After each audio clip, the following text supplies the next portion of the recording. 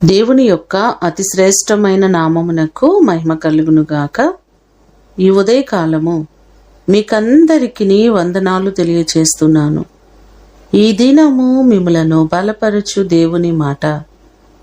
ఆయనే సమస్తమునకు ఆధారభూతుడు. కొలసీలకు రాసిన పత్రిక 1వ అధ్యాయము 17వ వచనం. ఆయన అన్నిటికంటే ముందుగా ఉన్నవారు. సమస్తమునకు ఆధారభూతుడు ఆయనే. మన ఊపిరి, మన ఉనికికి, మన జీవితానికి సమస్తమునకు ఆధారము మన దేవుడే. కీర్తనలు 22వ కీర్తన 10వ చరణంలో చూస్తే, గర్భవాసినైనది మొదలుకొని నాకు ఆధారము నీవే అనే మాటలు మనకు కనబడుతున్నాయి. మన జీవితానికి ఆధారభూతుడు ఆయనే. నిరంతరము మనలను నడిపించేవారు, మనకు సహాయము చేసే గొప్ప దేవుడు ఆయనే. సమస్తమునకు ఆధారభూతుడైన దేవుడు మీ జీవితాలలో ఉన్న ప్రతి సమస్యలను తొలగించి ఆయన మిమ్మును ఆశీర్వదించునుగాక.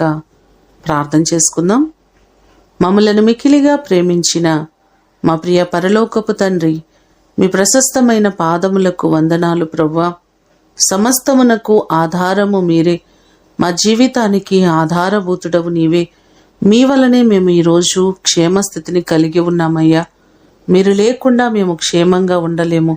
నీ కృపచేత మా ప్రియులెల్లరినీ మీరు జ్ఞాపకం చేసుకుని ప్రతి వారిని మీరు బలపరచండి, వారి సమస్యల నుంచి విడిపించండి ప్రభువా.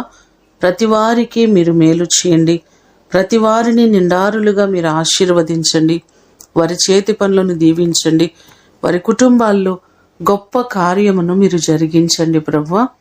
ఈ దినము కొరకు వందనాలు, కృతజ్ఞతలు మీకు తెలియచేస్తూ యేసు అతి ఘనమైన నామమున అడిగి వేడుకొని పొందియున్నాము తండ్రి. ఆమేన్. దేవుడు మిమ్ములను దీవించునుగాక.